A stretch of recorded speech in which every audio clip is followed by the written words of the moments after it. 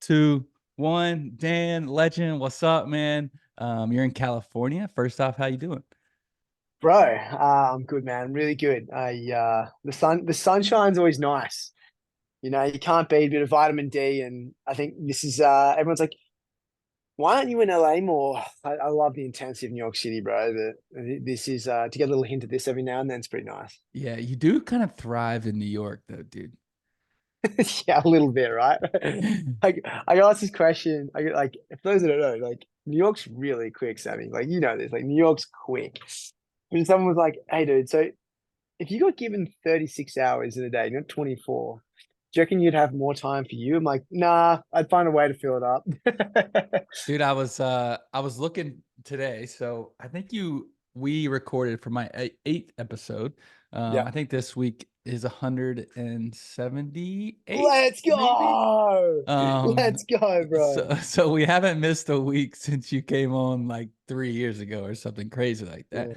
Yeah. But since those 3 years, dude, you've like done some incredible stuff and you've had some big life changes. And I mean, now you've ran multiple marathons, you're training for the Boston Marathon, which will be next week. You've written a book, you've opened a new restaurant, you've collaborated with some of like the most badass athletes in the world. So I don't really know where to start, dude, but let's start with your book. Um, when did you start the idea of wanting to write a book? I mean, I'm guessing you had tons of recipes and ideas. I mean, you had the experience cooking for athletes, but talk to me through the process of writing a book. Oh, dude, jeez. Yeah, wow. So, look, I've written, this will be my fifth book, and I've self-published two of them. So the first couple I ever did in my life was self-published, and you know, whenever you're writing a book, you got to think about the why, which is like a why for everything. Why do you write? Why do you do this? Why? What's the purpose, essentially?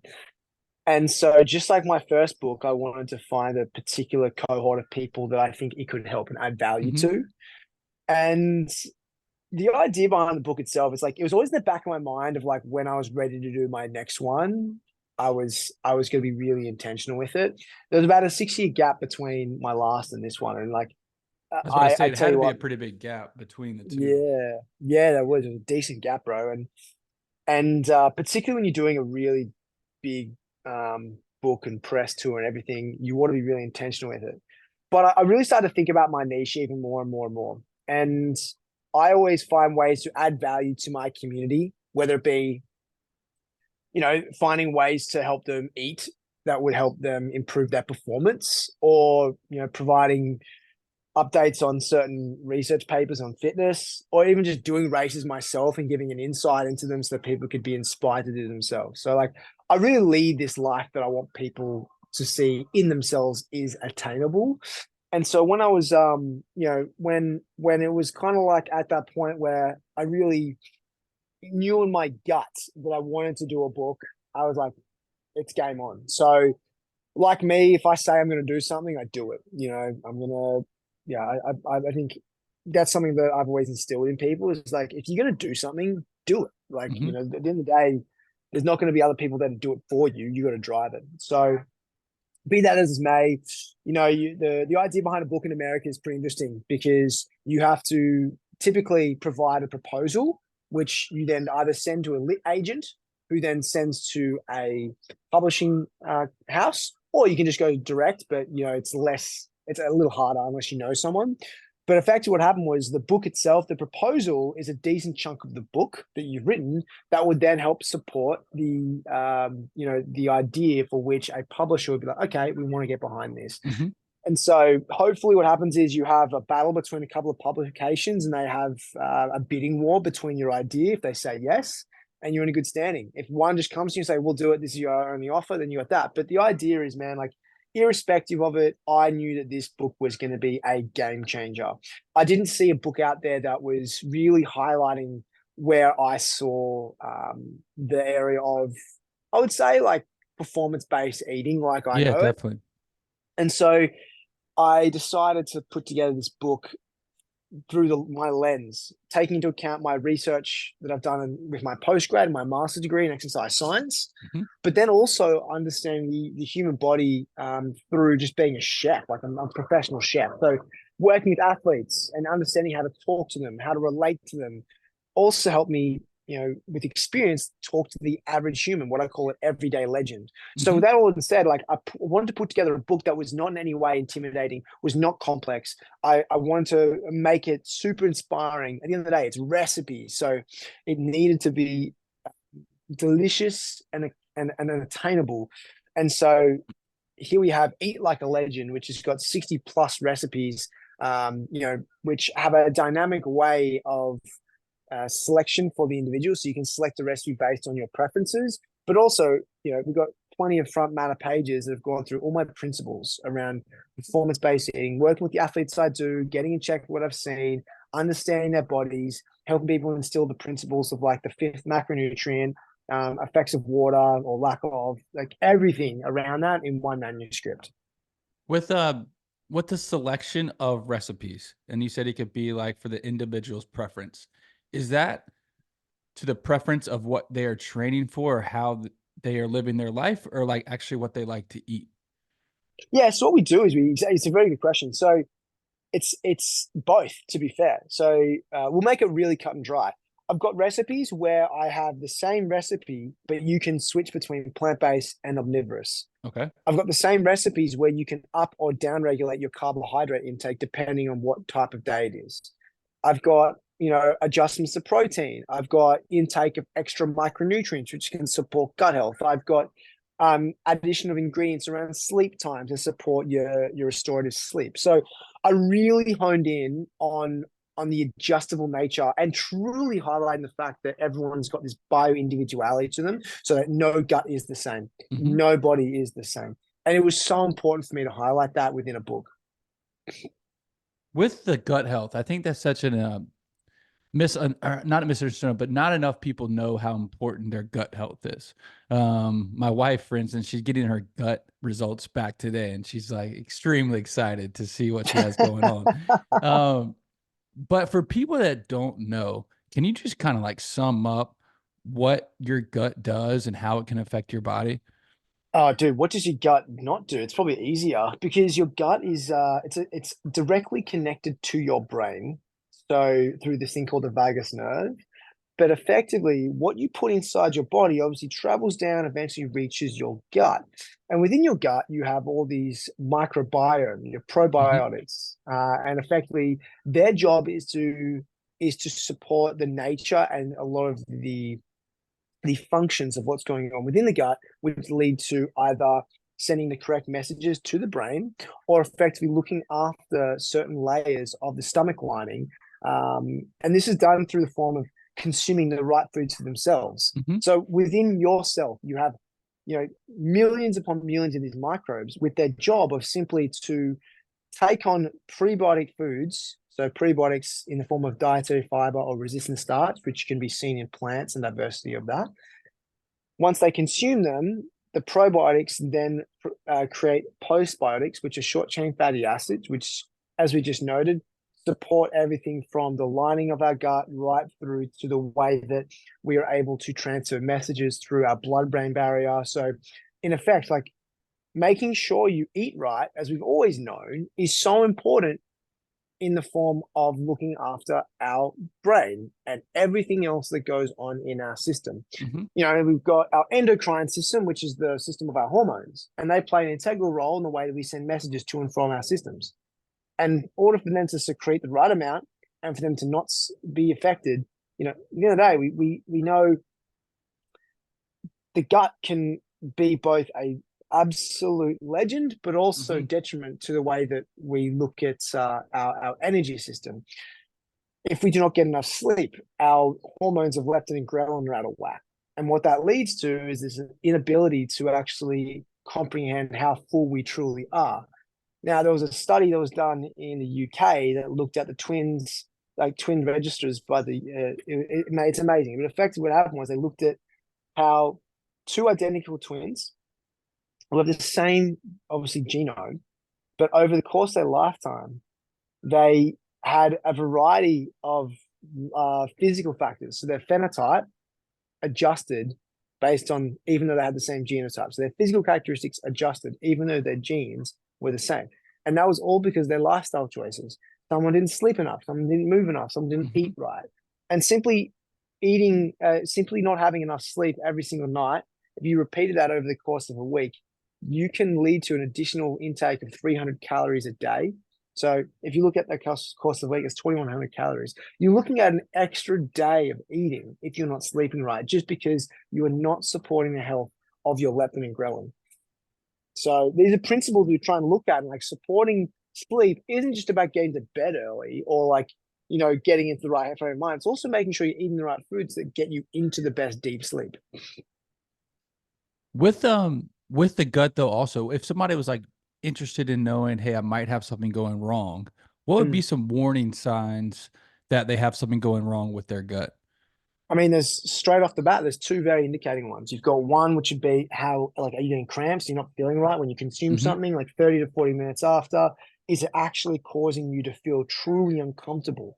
That's number one. I'd say number two is the other obvious one is your stool. Like, what's happening with your stool? Are you regular? Are you irregular? What's the shape? There's this thing called the Bristol stool chart, which is essentially a chart that looks at a super wet stool versus a super dry stool. If you're super wet, you're not creating any form of consistency or structural integrity, then you're typically at the low, that wet stage, and that's not necessarily the best thing if it's consistent. Conversely, if you're at the other end, it's dry, you're pulling out a lot of moisture, and a lot of that is to do with the fact that you're probably constipated to some degree. So you got that. Ideally, you want to be in the center where it's a strong shape, it's a little bit wet, but it still holds some structural integrity. And then also you can look at your bowel movements and how regular you are. Now, it's more important to be more regular than it is to be consistent to having multiple times a day.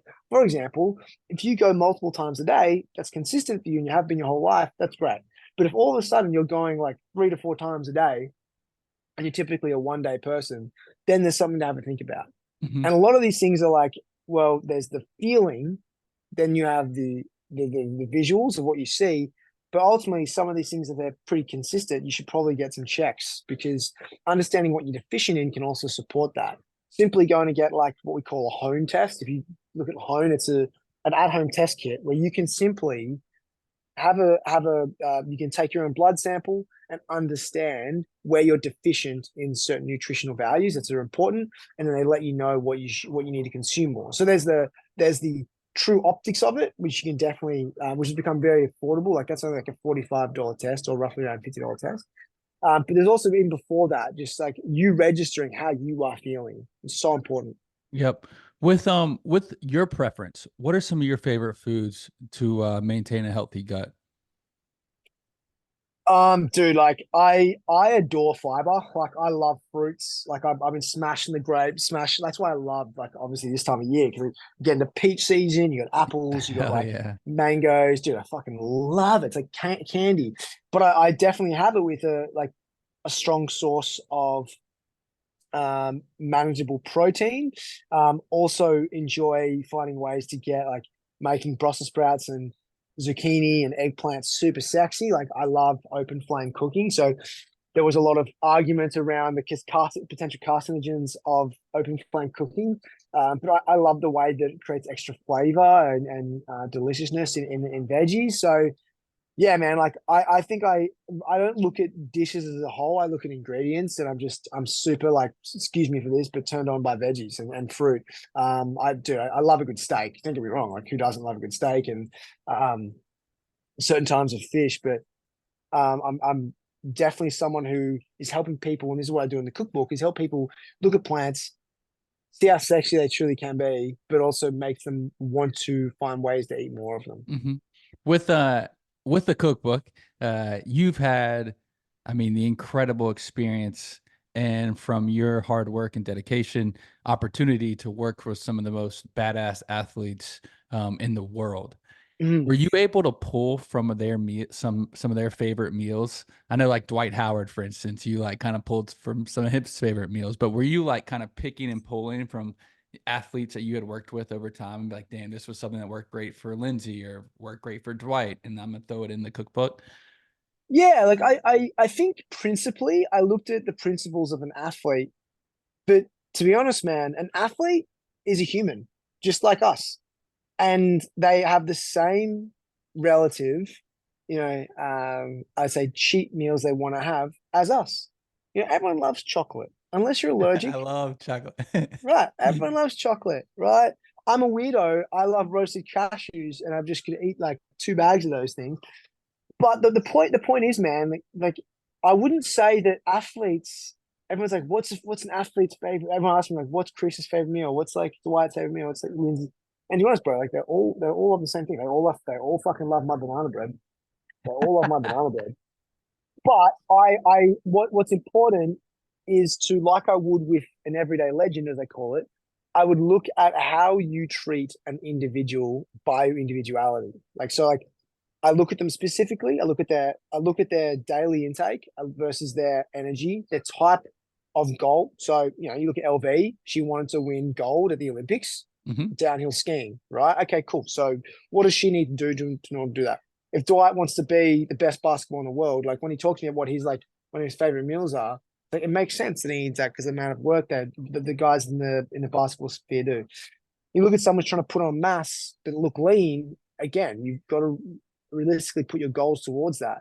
Then you've got like I don't know, a Hyrox athlete or a Fortune 500 CEO who just wants to be the best they can for their family. Like, dude, like everyone, we all have the same opportunity. We have the same opportunity for us to choose the right foods for ourselves. What I mean by that is we have the ability to make the decision, right? We may not all have access to the same foods. We have the ability to make the decision. And the important thing that I want to instill in people is to make the decision they can control. Hmm. And that's the most important one. So like when you're looking at foods you have and you're looking at things versus like how much carbohydrate should I have, or what do I need here? What am I missing out on? Like what type of workouts am I have? My time in my meals right? Do I have enough fluid? All these kind of things. It sounds so convoluted and intense and complex. My job is to take all that and make it super simple. Hmm. With that, I feel like that is a turnoff to a lot of people, is because they like consume so much information and data, and like they just get overcomplicated in what they're trying to prepare for themselves, and then they almost just give up. Dude, it's so intense. Like even I'm listening to podcasts sometimes, and I'm just like, dude, like I'm listening to podcasts, and I'm like, oh man, this is Sometimes pretty I'm like, I can't insane. do any of like what if this is just Nah, like too much dude, information. this is my life, and I'm like, it's just too detailed for me to like. I feel like I'm forcing myself to listen to it as opposed to wanting to learn it, and that's the thing. I'm like, I know it's too much. So again, like I know information. I know like probably more than the average individual in this space. That's Way what I'm. more. That's what I'm owning, right? Like, so let's look at that for a second and be like, okay, fair. If this is my job, my role in society, how do I make it that every individual does not turn off when listening to my podcast or my videos and stuff like that? And go, how do I make it super easy for them to understand? And so that's where I look at like the fifth macronutrient, for example. This is a pure example. In the cookbook, I highlight how I would say a lot of people know what macronutrients are. For those Mhm. who don't, macronutrients are your protein, fats, and carbs. The fourth one's water. We don't really talk about that enough because we definitely focus on the protein, fats, and carbs. Now, if you look at that, there's a lot of diets bespoke around protein, fats, and carbs. If it fits your macros, you got the amount of protein you have a day, like versus your fat, carbohydrate intake, blah, blah, blah, blah. But there's not enough chat to talk about the importance of micronutrients. Now, I thought about this for a second, dude, and I was like, why do we not talk about micro? Now, it could be the fact that micronutrients can be a little bit more detailed, a bit more like they're less sexy for sure, like potassium, like versus proteins, just generally speaking, not as sexy, right? But it's just as important. So how do we dress it up to make it even more awesome? And so the reason why I say that is if we focused on our protein, fats, and carbs, and we neglected our micronutrients, which you can do, you can consume just protein, fats, and carbs, and then minimally intake and a minimal intake of micronutrients. you are not going to support your physiological pathways that help your metabolism, how Hmm. you regenerate growth, how you perform, how your cognitive learning is. Because if you've got your protein, fats, and carbs doing their job, it's because the micronutrients are there to help some of these reactions take place. And I think that is what's often neglected. Marketing on products has made protein the sex symbol Right by now it putting like, is. Yeah. dude, it's like this product's got 10 grams of protein on it, blah, blah, blah, blah, blah. I'm like, awesome. How much micronutrient has it? It hasn't got much. Great. Okay. So I can consume this product. We're going to make sure I still get some fiber and some. And what I'll be clear is like, okay, well, damn, what are micronutrients? Well, great question, team. So here's the way I put it. If you are consuming food and you're focusing on the protein, fats, and carbs, I want you to kind of look at water just as importantly, it's the fourth macronutrient. Sorry, Sam, can you hear that go past? Very little bit. Not really. Okay. So you got your protein, fats, and carbs, you got your water. The fifth macronutrient is the micronutrients. Hmm. The reason why I've called them the fifth macronutrient is to give them the same sexified persona as the others. All Okay, so right. we've identified that. So instead of looking at them individually, we're actually kind of putting them in a cohort. And the best way to do this, the best way to get enough micronutrients are plants, right? And a variety of them, because each plant, color specific, is respectfully important for a particular function. So we talk about potassium, we talk about zinc, we talk about B12, we talk about iron, all these things. And like women are typically more deficient in iron than men, and that's just due to their menstrual cycle and how much they lose during that period. Hmm. But men can also be deficient in iron. And so what we need to make sure is we're consuming sufficient amount of micronutrients to support our macronutrients. And the best way to do that is to ensure we have enough plants alongside our protein, fats, and carbs. Nice. All right. Perfect. And what I think people also don't understand is they hear all that marketing around products and they almost turn away from like real foods. Like I'll Yeah. have friends and family members that have bars and they have all this other stuff that they consume on a daily basis. I'm like, man, you just need to like almost get rid of a lot of that and break it down and eat whole foods and like real meals. Do you consume any type of like bars and stuff like that? Nah, bro. Oh no, that's not true. I do. If I consume bars, they're dates and nut bars. I love some dates, dude. We have them in the Dude, fucking freezer A, bro. refrigerator right now. Best snack in the world, bro. Dates, peanut butter. We do my wife will make real chocolate, I guess however she makes it, and then she cuts a date open, puts chocolate on top of it and puts them in the freezer and they're just I eat way too many of them, but they're Dude, great. that's fucking heaven right there, bro. That's nothing wrong with that, bro. Like that's the thing, man. Like I find like Whole Foods. Here's an example of Whole Foods. Actually, an article came out in the New York Times last week. It talked about the intake of sodium. Did you see that one? No, I didn't. Okay, so you could do this thing. It was really, really cool. I was reading the article talking about the impact of sodium, and I'm someone who's actually for sodium, Hmm. but I Me too, realize yeah. why I'm for sodium, right? And you're an athlete, so you get this. But effectively, I was reading along. It's like America is still having too much sodium. I'm looking at this. I'm like, okay. Then it gives you the choice of 10 questions to decide between. Oh, it was a quiz. You have 10 options between two options on each question of which one has more or less sodium in it. And effectively, they're all CPG products. So it gave you a choice of like a soda, packet of chips, certain cheeses, bacon, all this kind of stuff. I'm going down the list, and like I got 8 out of 10, but I passed it to my friend, and I'm like, dude, tell me which one you think's like which. He got one. I gave it to another person, two, another person, Dang. one, and like the reason why that was an insight was most of America doesn't realize how much salt is in packaged goods. Oh my God, it's Packaged goods. crazy. And so when we talk about consuming, like, and this is why I need salt because I eat whole foods, Hmm. right? I consume whole foods.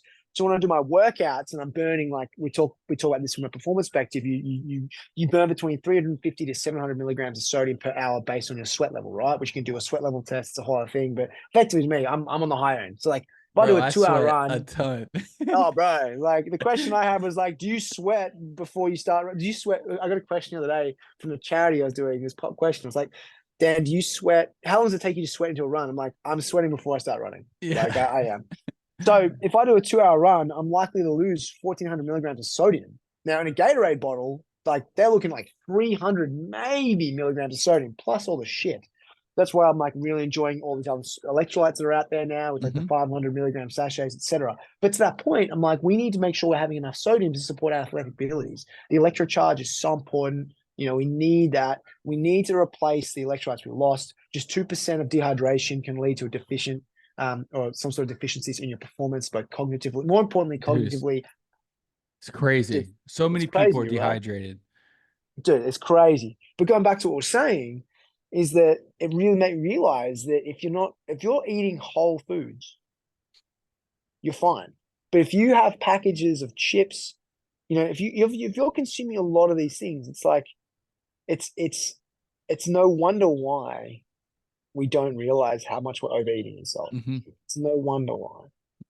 So I highly recommend people, you know, really transition to eating whole foods as on a you know, don't go cold turkey on a slow transition. And I will say, it's like, well, Dan, how do I avoid that? I'm like, well, if you go to your pantry right now, what's in your pantry? Well, I've got a packet of chips, I've got chocolate. I'm like, control the controllable. Don't buy them. You Yes, know, don't definitely. say you never have them. Of course, still have them, like on the occasion. Enjoy them on a trip. But if you're gonna buy them, and if you bought them, they're gonna be there. Like Yeah, that's totally. I simple. can't have them around. But like that's the choice, right? People Hmm. come to me and say, "How do you have so much energy? How do you do what you do?" And this is just me being super blunt, dude. It's like one, I work my ass off. Yeah. I make sure my girlfriend knows she's number one, but also I make controlled choices that I know if I had roasted cashews in my pantry, I'm gonna eat all of them. So I Hmm. don't buy them. Yep. A So thousand percent. I'm the exact same. My wife will bring home some stuff. Sometimes I'm like, damn, like can't be bringing that in the house because I'm just gonna no, eat it. sir. No, with exactly, dude. with your performance, man, I feel like over the last few years, you've been like entering more races, more marathons. You've been like training for more specific things.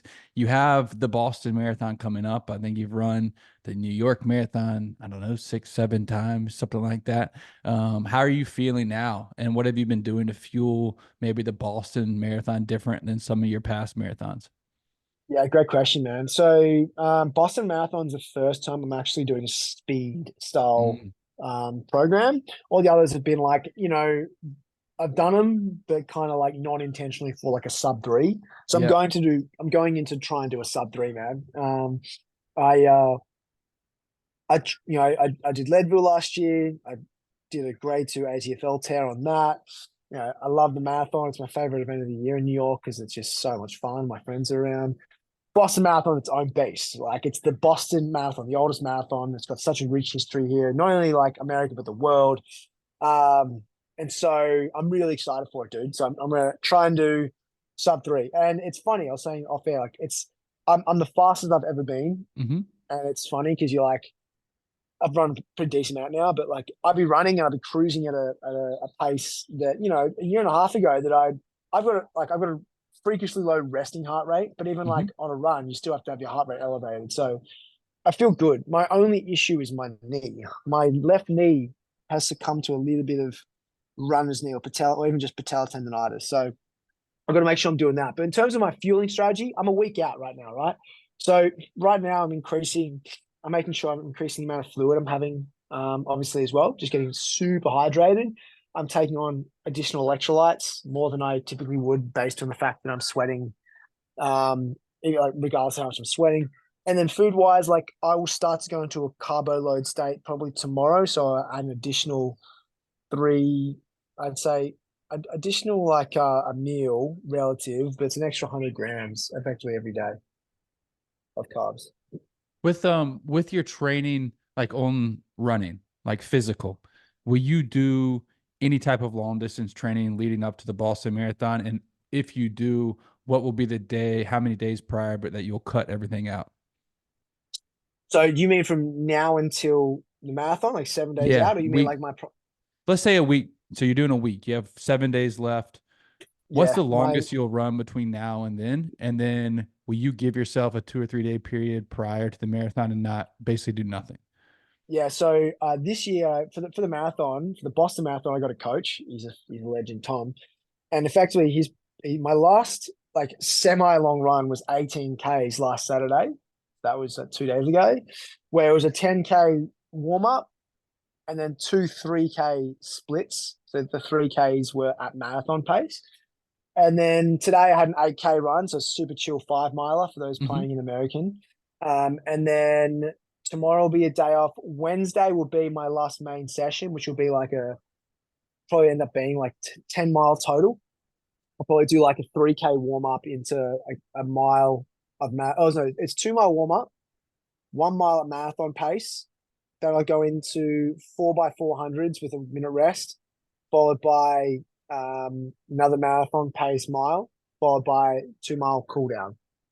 Then I'll probably take um that'll be Wednesday. Then Thursday will be like an 8K easy run. Friday, no, so Thursday will be easy run. Thursday will day off. Friday will be an 8K easy. Saturday off. Sunday off. Sunday slow shakeout, and then Monday race day. So When will you travel up there? I'm going to go there Saturday morning, and I've got an activation with Whoop all day or morning Sunday. But here's the thing, man. It's crazy to think about this. I've gone from doing like 90 Ks, so relative 60 miles a Yes, week crazy. to Leadville and to stuff. well, not even just last couple of weeks. Like last Oh, couple of weeks, I was doing 90K weeks, which is like 60 oh, miles, 90K 55 miles. weeks. Gotcha. Yeah, Gotcha. Yeah, yeah. yeah. So doing that a week, and then yeah, turn it into this. So it's 30 Ks this week, not including the marathon. Not bad at all. With your fuel like the day before or the morning of, what is it? Yeah, yeah. So I'll probably do a pasta meal the night before, just preferences. And this is why I say, like, if you know, you know. So know what your body's going through. The morning of, I'll do probably oatmeal, coffee, get the bowels moving, AG1, and then oatmeal.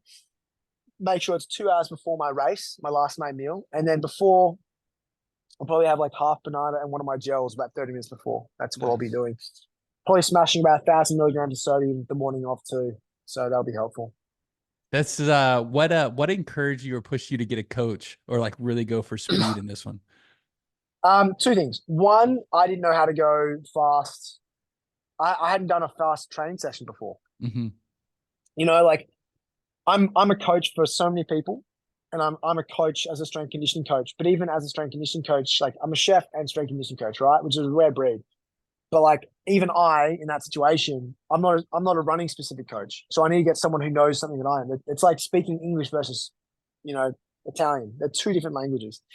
So I just was like, I need someone who's better than me. And so I did. I got a guy who's amazing. The second reason is that when you have a coach and you've also got everything else going on in your life, a coach makes everything else, it's like games because you rock up to sessions and you have your session laid out. You don't have to mentally think, you just have to Hmm. do. Yep. And it's like rugby training. When I rock up the rugby training, I never had to think about my workouts. I just did what I was told to do. So Definitely. Tom just like I look at my training schedule with the notes and the feedback, and he's like, okay, dude, I need to hit this, this, and this. It's like a game. I'm like, fuck, I got to hit it. Yeah, I love it. totally. It's the best thing ever.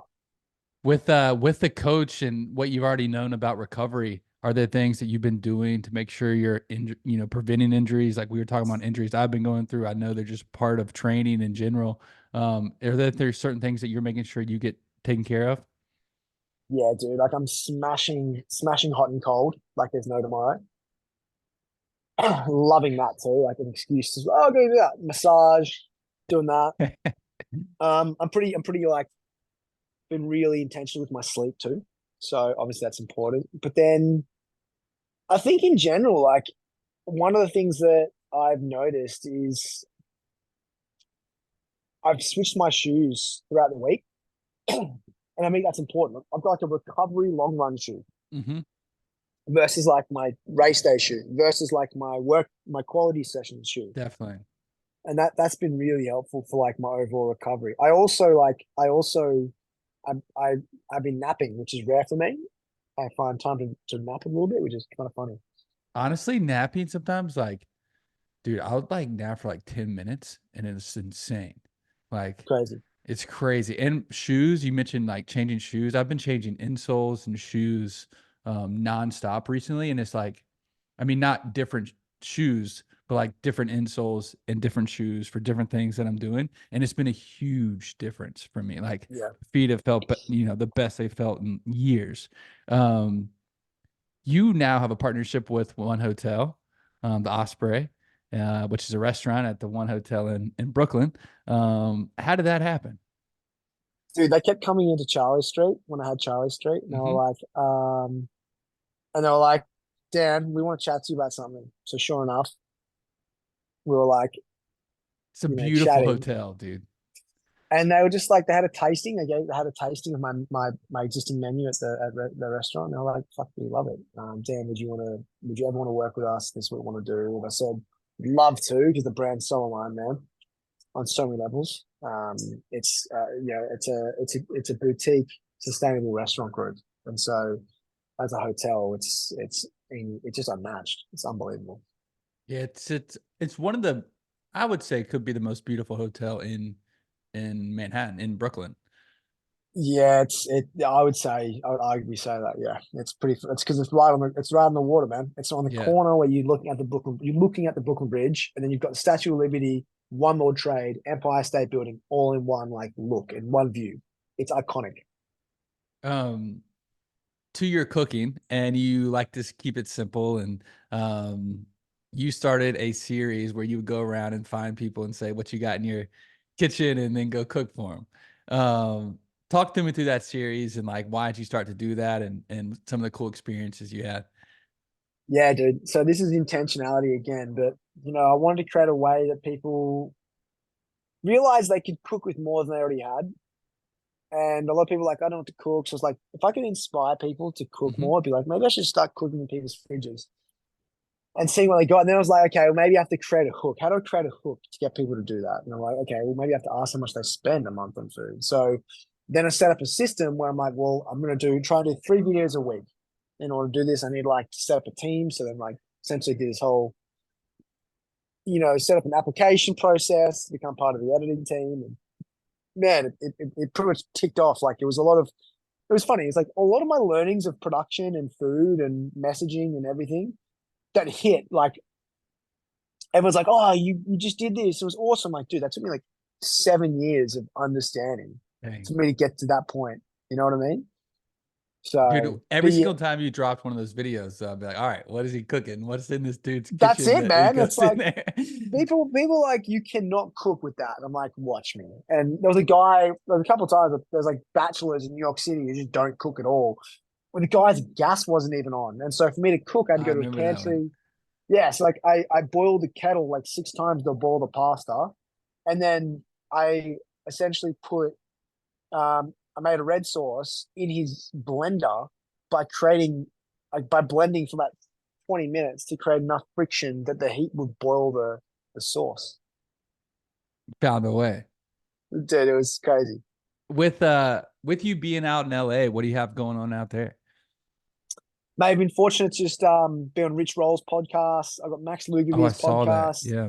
Yeah, dude. So I got a bunch of collaborations that I'm on out here as well. Like essentially, my goal here is to be a New York Times bestseller because I feel it's not for me, but as soon as you hit that list, you get on so many more people's radars. And I know this book, Eat Like a Legend, will be a Hmm. game changer for people. When does it come out for like everybody to order?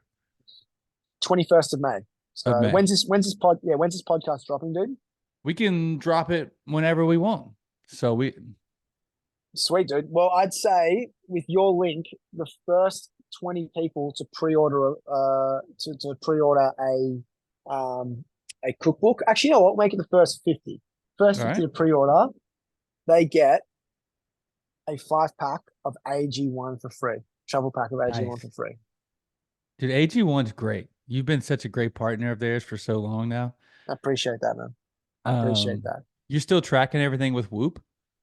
Dude, fucking A, dude, every day. Best thing ever. Like my ability to understand. This is the thing about Whoop, and everyone's like, oh, like, I now know that I'm just not sleeping enough. I'm like, and I don't action anything. I'm like, oh, cool. Well, that's again within your control. But I look at it and go, it's not just the data I look on a daily basis. I kind of look over a week and then I look at my performance and I kind Hmm. of correspond with that. If you're taking notes about your day, even just a couple of dot points, like how you're feeling, I think that's really important to reflect on, like journaling and shit.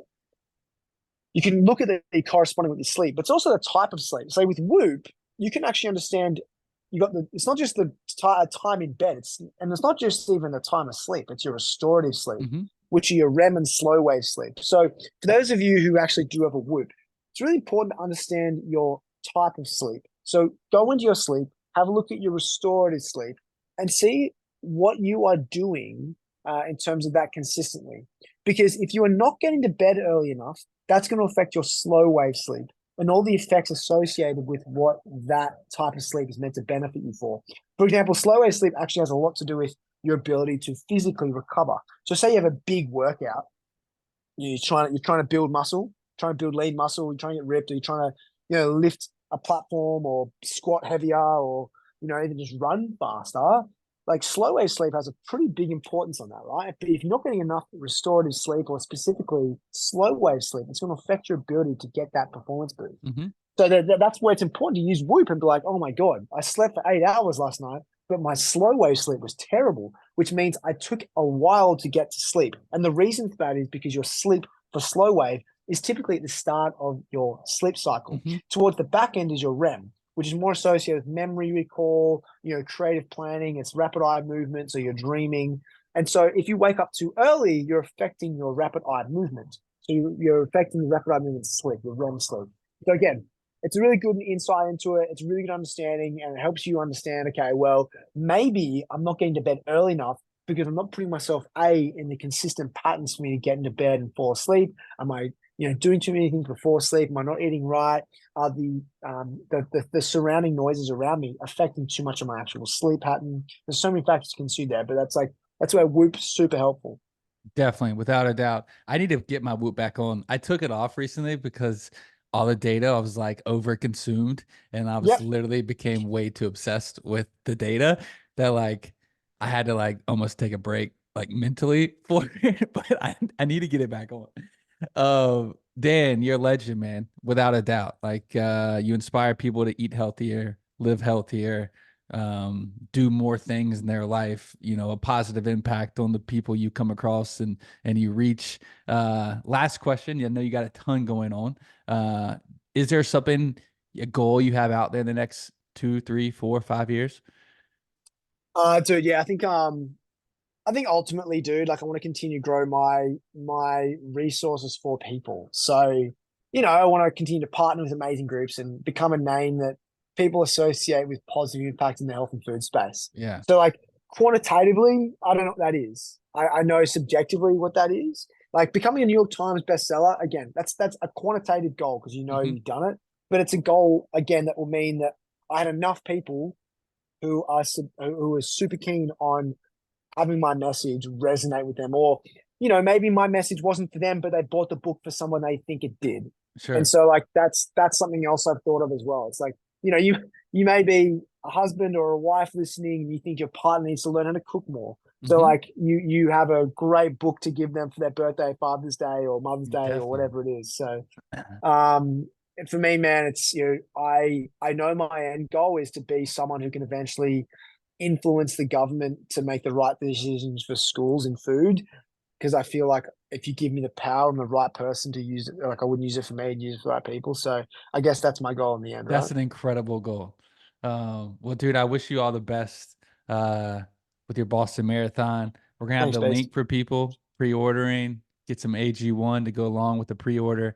But it's really incredible having you on. I've loved. I mean, I don't know when I started following you, probably 4 or 5 years ago now. But thank you for joining me again, two-time guest of the show. But it's been an absolute pleasure. And if people haven't, they got to check out your Instagram. They got to check out your content. It really is positive and impactful.